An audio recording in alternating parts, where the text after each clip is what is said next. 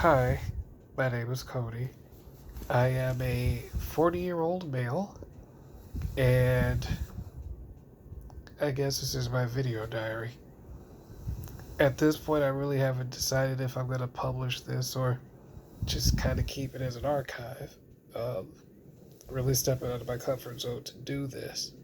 So, this breather hose thingy on my nose kind of has to do with, I guess, this documentation or this chronicling. Um, I don't like to introduce myself and then jump right into my medical diagnosis because I don't ever want the medical diagnosis to be my identity. It's something I deal with, but it's not who I am. A lot of people may have heard of muscular dystrophy, but very few people have ever heard of Pompe's disease. Muscular dystrophy is a group of diseases. The last time I checked, it's about 40 different variants of it. It may be more now. But the particular one I was diagnosed with is really weird because, as I've told a lot of my friends, people I've come across, with a cold or a flu, you'll have a sneeze, you'll have a cough, you might have a fever, you might have achy muscles. You can say, hey, these are traits of a flu or these are traits of a cold. But with Pompe's, it's not that simple. It already mimics very closely other different diseases. So for the time I was diagnosed back in about 94, yeah, 94, 95, somewhere in there. But when I was diagnosed, um, the only way to be for sure was a muscle biopsy. I still got the scar on my left thigh from that.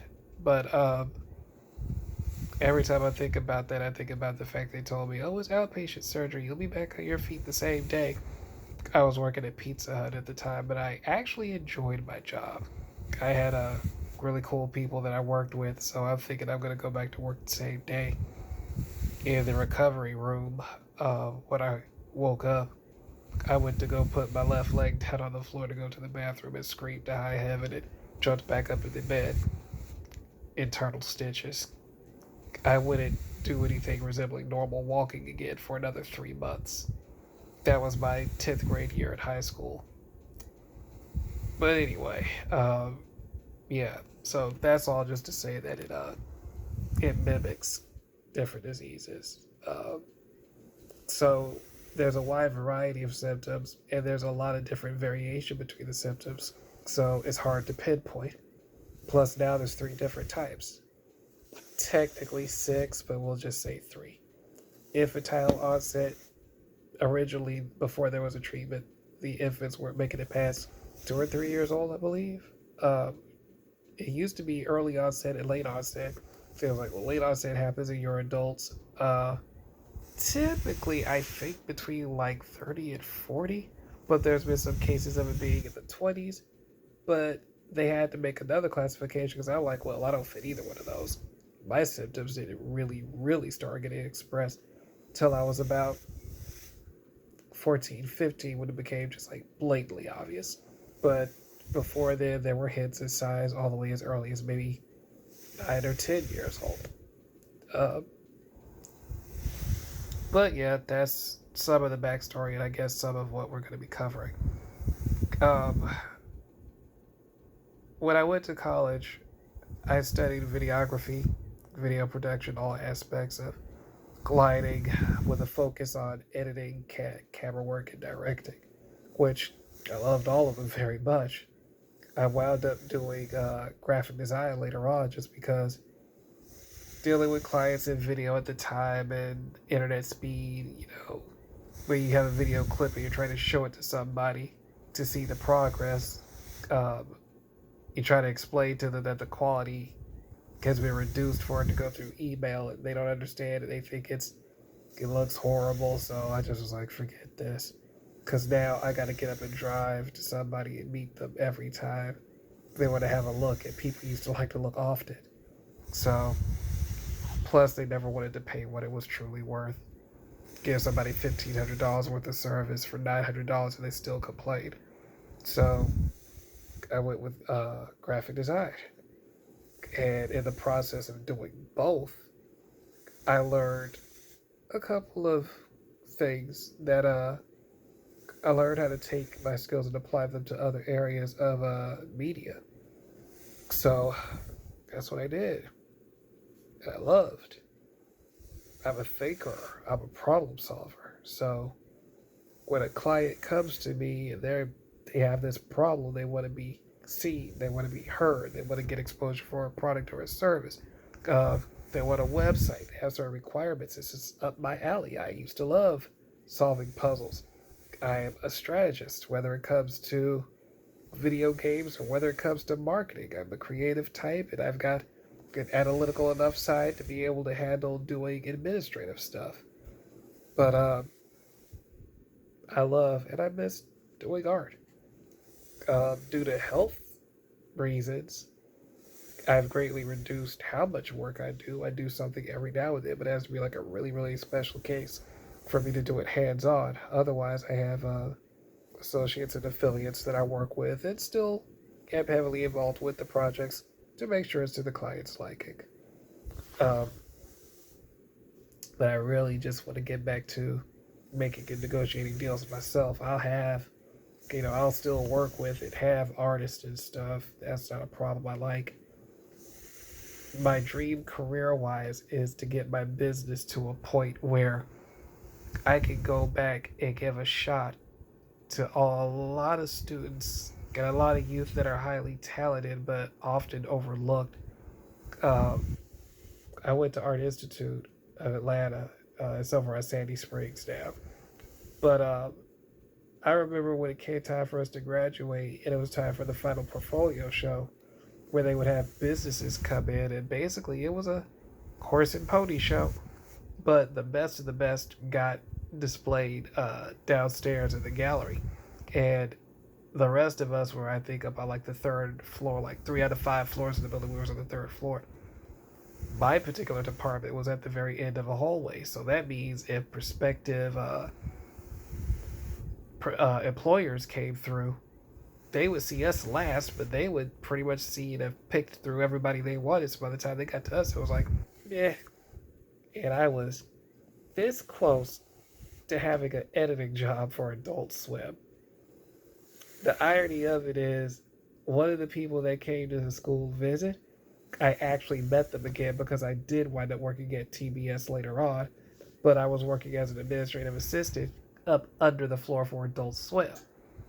I tried to make a career move and see if they had anything available so I could go edit for them or whatever, and they did. They were possibly going to take a pilot for 2 more animated shows, but neither of the shows got picked up, so such is life. Everything for a reason.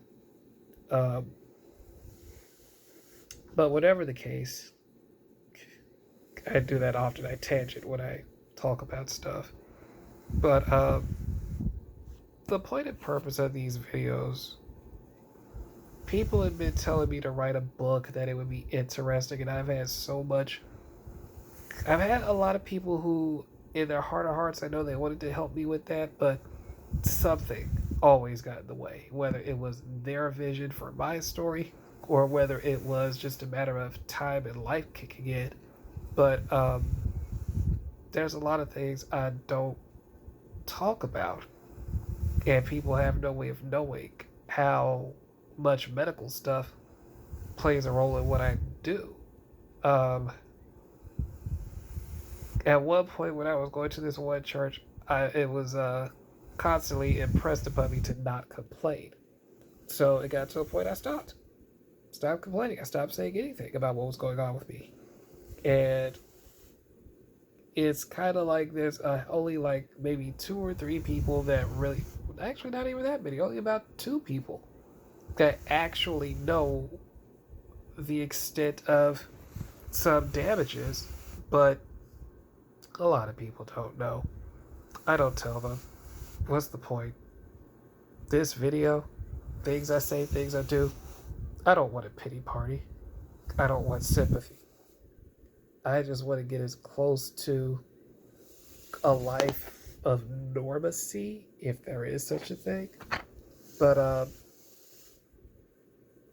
the only thing that I want to do with my life, if someone said, Kody, what is it that you want to leave behind? I just want to help others. I, for the life experiences that I've had, I really wanted to take my company and reach back, and I just wanted it to be a source of income and resources to help other people. I don't care if it's other Pompe patients by making a check or a donation to them, or whether it was cancer patients. Uh, and I try to focus on things like there are people that do give vast money and grants for research for different things, and that's cool. That's cool. But from my own experiences in dealing with muscular dystrophy and cancer payment patients, there's a lot of things that slip through the cracks. Like if you're not extremely wealthy or a sneeze away from being homeless, there's little to no services out there for you. I can't even get Medicaid the last time I checked because they're like, well, you're too young. You're like, young people don't have illnesses, but they don't care. Um, God bless different agencies like UPF, United Pompe's Foundation, and I have very little regard for FDA when I started finding out that, well, no, I should say I didn't find out anything that they help with. I know that they run the summer camp for the kids, and that's cool. That's a great place. That's a great thing. Uh, but I know they give to research, and that's no small thing. But my problem with MDA is they tout themselves like they help individuals. They do in the sense of collectively, like, or as they used to say on these waivers or these disclaimers when we used to do medical surveys. This survey or this clinical trial may not help you personally, but it'll help everybody affected. But that's the problem. UPF is more grassroots. United Pompe Foundation was founded by a gentleman named Dave Hamilton, whose son had Pompe disease. So his agency takes donations and grants, and they help people. And they don't make you jump through a bunch of red tape or a bunch of hoops. And that's kind of what I wanted my corporation or my company to be when it continues to grow. Something that grows with the implicit intent of not copying up profit, not so much owning the big house necessarily, or not necessarily just for the car collection that I want. All that stuff is nice, and I know that it'll come, but the biggest thing and the main purpose that I wanted for my company was to mentor the youth, give chances to those who normally wouldn't, and also in the process, help others. Whether it's donation or whether it's taking a day out to do community service, whether it's Meals on Wheels, whether it's Habitat Humanity. I just wanted a company to ultimately do something with that. And that's what I wanted to do with my life. Having had muscular dystrophy, there's so many things that go with it, not just medically and physically, but different ways that it affects you mentally. I have been debating for the longest, like I said at the beginning, if I wanted to show these or film this. And I was talking with a friend, and I'm so used to videos, doing them professionally, and having them be polished that I said, well, I don't have a camera and a tripod and proper lighting, and I need a haircut and shave, and I had to get dressed up. And she said, don't. She was like, just show the truth. And I thought about it. I was like, well, yeah, I didn't look at it like that before. But anybody who's known me any length of time know I don't like taking pictures. I hate taking pictures. I hate video. I hate it with a passion. Um, there's a lot to go over. And even with these videos, I'm hoping, and my purpose of showing it is, we see so much stuff on social media.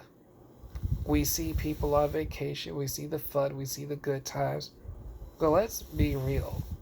I don't have to call anybody, I don't have to name any names. Everybody knows somebody, if not yourself, that's had some bad days. Really bad days, ruts, and there's only so much picking yourself up by the bootstraps that you could do. As another friend told me some years ago, they said, no man is an island unto himself. Humans were not made and designed to operate by themselves. There's going to be some people who thinks it makes them sound tough, cool, or gangster. Oh, I'm all on my own. It's me against the world. Just because Tupac said that in a song, it was a song and it was art, it doesn't mean that it's advice to live by. Because I can tell you this, I have been and still in a situation where I am humbled daily. Um, Recently, I took a trip to Vegas, which was a big deal because it's the first time I've ever taken a trip with no biological family with me. I called the shots, I set it up, but I don't want this to be a me, I, and my thing because if it wasn't for other friends and family that gave to me for my birthday, for Christmas, and just because, I couldn't have done that. Couldn't have done it. And to say that I'm grateful would be an understatement. And something else I probably should mention from the beginning. I am a very firm believer in God, Jesus, and the Holy Spirit. So, I mean, if that bothers you, then you ain't gonna like what comes after this. But I'm not one of those people who go around bashing people with Bible quotes, especially out of context. And just because I believe one thing, I don't condemn somebody else for whatever they believe. I've got all sorts of friends who are straight, gay, bisexual, curious, uh, do believe in God, don't believe in God, don't believe in anything, barely believe in themselves. I mean, it's okay. Live and let live. What this person eats doesn't send me to the bathroom. That's a nice way of saying the original phrase. But this is it. This is reality. People love to watch reality TV and all that ratchet stuff, and it's not reality. People come on social media and they see your best of highlight reel, but like that trip to Vegas when people saw me partying and constantly going around in casinos and at Bellagio's, what they did not see was the fact that I was about 2 steps away from slitting my wrist just about the week before the trip. I've had so many days where I have contemplated suicide because of either emotional pain or physical pain. But again, I'm not saying this because I don't want your sympathy. I'm saying this because there's other people out there who feel the same, who keep this stuff bottled up. And if you can, talk to somebody, reach out to somebody, find some way to talk to someone. Because I tell you something about people who want to commit suicide, they do it.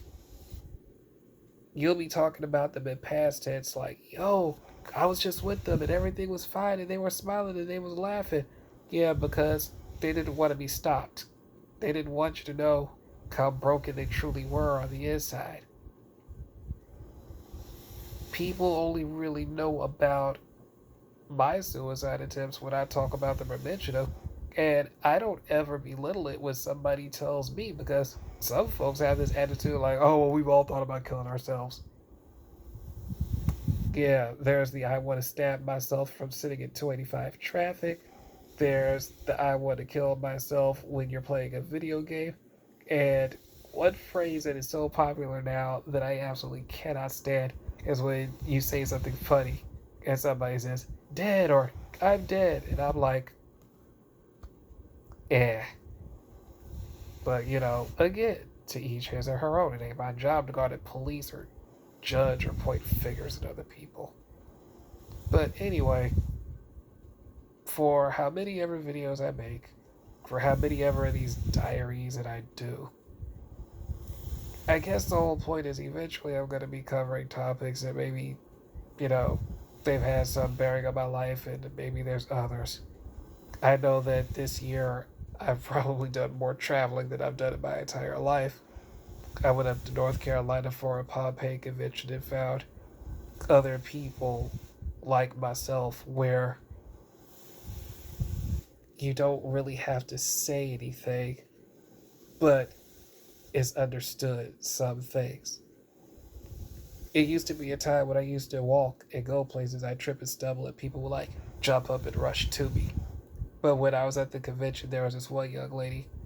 She was walking, and it's a very distinctive way where your leg goes numb and you think you're about to take a step.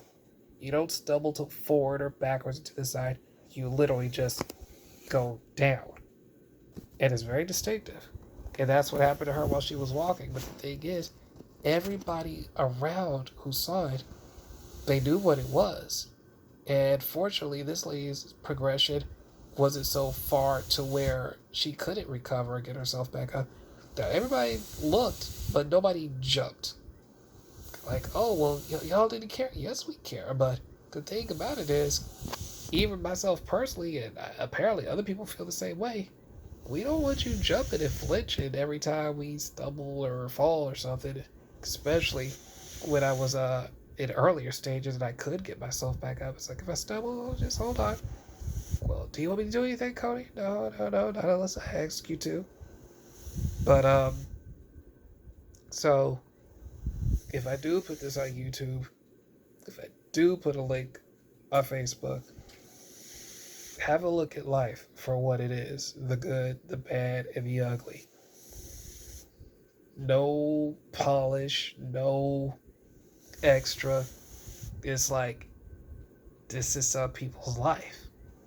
Um, and I'm hoping that maybe by putting myself out there, it draws awareness to Pompe and muscular dystrophy, because Lord knows, no disrespect to anybody else going through a medical struggle, but a lot of us who have been diagnosed with Pompe because of how rare it is, um, some of us wish that it was at least cancer. So if you say, "Oh, I got cancer," people know what that is. You say, "Well, what's wrong with you, Kody?" "I got Pompe's." What? I mean, you say that to somebody every time, and guarantee you gonna get the same reaction. I'm more shocked when somebody does know what it is.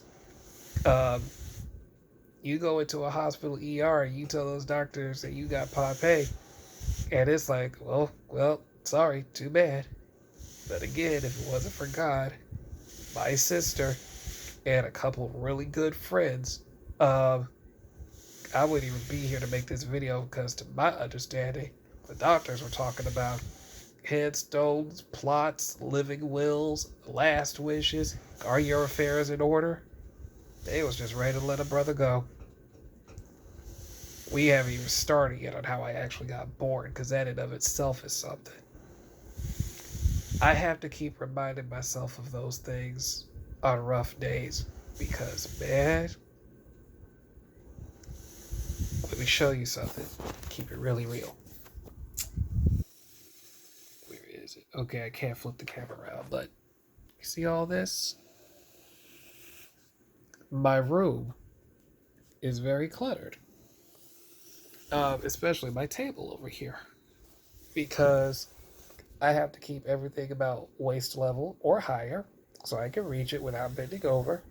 Uh, I got a lot of remnants of what's left from when I had my old place. A good portion of it got robbed and stolen, but bless the Lord, I kept the most important things, including my life.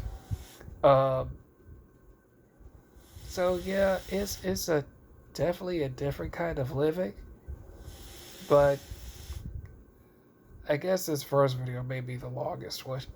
I gotta try to shorten them so they're a bit more palatable. This thing is about 24 minutes as I'm looking at it, and I'm like, geez, you just made an episode of a TV show just about. Now all I need is sponsors. Anyway, um, yeah, I'm Kody, and that's news to me.